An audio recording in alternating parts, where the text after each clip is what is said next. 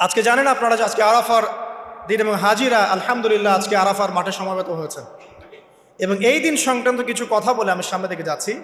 প্রথম যে বিষয়টা বলবো যে এই দিনটার কসম আল্লাহ পাক কোরআনে করেছেন, যেটা একটু আগে আমি বললাম, শাহিদি ওয়া মাশহুদ ওয়াল ফাজরি ওয়া লায়ালিন আশর ওয়াশ শাফঈ ওয়াল ওয়াতর, জোর এবং বিজোরের কসম। এখানে জোর বলতে বোঝানো হয় কুরবানির ঈদকে, অর্থাৎ এই যেটা ঈদ উল আজহার দিন, আর বিজোর বলতে বোঝানো হচ্ছে এই আজকের দিনটাকে, আরাফার দিনকে।